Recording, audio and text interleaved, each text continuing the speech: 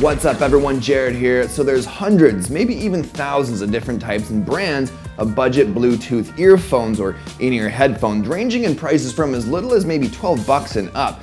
But even though they're cheap, you want to avoid just throwing your money at any old pair. So here I've got a collection of some good, some bad, and some great budget Bluetooth in-ear headphones, which you might want to consider depending on your budget. And starting with the good, at 26 bucks, the Mixcder Basso or Basso is a good pair. It has Bluetooth 4.1, supports A2DP, but doesn't have support for aptX, which is important for zero latency audio syncing. Takes 1 to 2 hours to charge and has a runtime of about 4 to 5 hours. Now it comes with a hard shell carry case, which is a really nice touch, and some replacement tips and a charging cable. Aesthetically speaking, in my opinion, they probably look the strangest out of the collection I have, but are very comfortable to wear for long periods of time thanks to the around the ear style of these.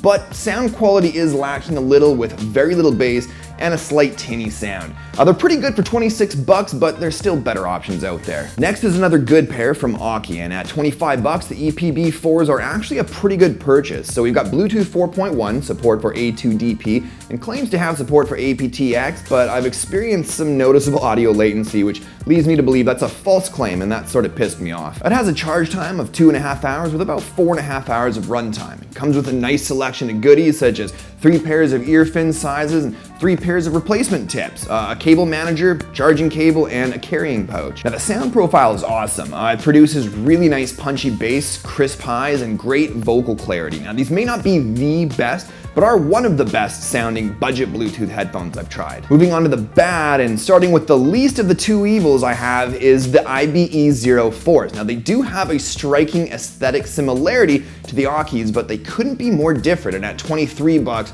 whoever sells these should be ashamed of themselves. It comes with Bluetooth 4.0, takes 2 hours to charge, and has a runtime of about 3 hours, and has very few included extras, such as only 1 pair of ear fins, 3 pairs of replacement tips, and a charging cable. Now sound quality on these are terrible. There's pretty bad distortion in the bass, even at half volume, and vocals sound muddy and the highs just sound gross. But believe it or not, I actually have an even worse example of bad budget Bluetooth headphones. Now these are the D900s. You'll find them on Amazon ranging from 73 to 79 bucks. Now I admit the D900s are a really cool concept, but that's basically all they are. So in a nutshell, they are truly wireless Bluetooth in-ear headphones with each earbud capable of running independently of each other. So you can use either the left or right earbud by themselves or pair them together, which would be awesome if it weren't for the fact that they're a huge pain in the ass to pair to each other.